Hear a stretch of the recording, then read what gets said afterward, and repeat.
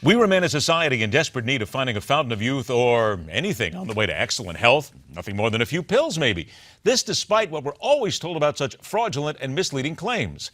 One way we're told to beat the reaper is by going herbal. All it takes, a few pills sold in major retail chains across America, and we fall for it every time. Now, instead of the science, here comes the long arm of the law.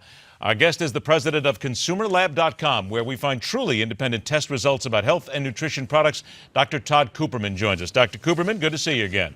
Yeah, thanks for having me on, Ed. Here we go. The New York State Attorney, a sobering message. GNC, Target, Walgreens, and Walmart, all carrying well-known herbal products that don't even include what is actually said on the label. Let's start simply here now. There's an honor system here, isn't it? It's not as if the government regulates what they put on that label. They can get away with pretty much anything, can't they? Well, not exactly, Ed. There are regulations. These products are supposed to contain 100% of what they claim. But there's a twist here with this action by the Attorney General in New York, because unfortunately the testing that was done is not really the appropriate testing for looking at herbal extracts. And it turns out that most, if not all, of these products were extracts. The test done is actually a DNA probe test, and extracts may not have DNA because they're extracted from the plant material. So it's not really clear whether these results are really reliable for the products, even though this has gotten, widespread attention. Okay, so you're saying it's possible then that the New York State Attorney's Office did not use a proper test in coming to their conclusions? Yes, and a number of other experts have come out and said the same thing. And it's not that there aren't problems with herbal products. There certainly are. ConsumerLab.com, we've been doing tests and showing problems for over 15 years now. It's just that unfortunately the method they used is really not the method that you would use on an herbal extract, where you're looking for the amounts of specific plant chemicals that are supposed to be in that extract. Instead, they were looking for any evidence of DNA. And again, in an extract, you may not find that. If you had a leaf powder or a root powder, you would expect to find the DNA, but not necessarily with an extract. Would the fact that if you found things such as pine, citrus, asparagus, primrose, wheat, houseplant, wild carrot, any of these things in the pills, would that affect the efficacy? Well, so as you mentioned, they did find DNA from all these different plant sources.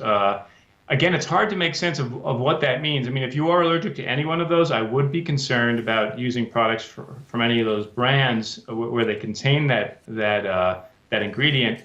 But the DNA testing doesn't tell you how much is in there. So we really don't know if it was a lot of,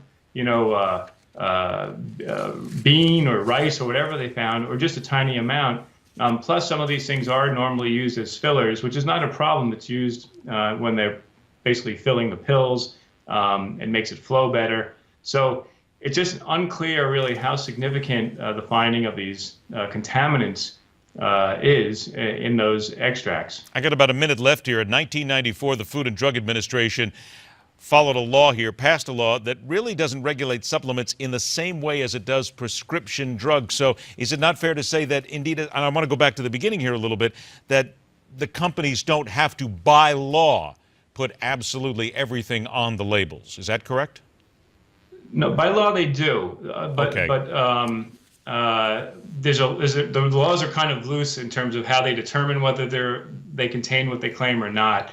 I think with these latest results, people just have to realize that the testing may not have been done properly. There are issues with herbal extracts. There are things to be concerned about. Unfortunately, this was not the right test to determine that. Just real quickly, I'm curious, do you take any herbal extracts?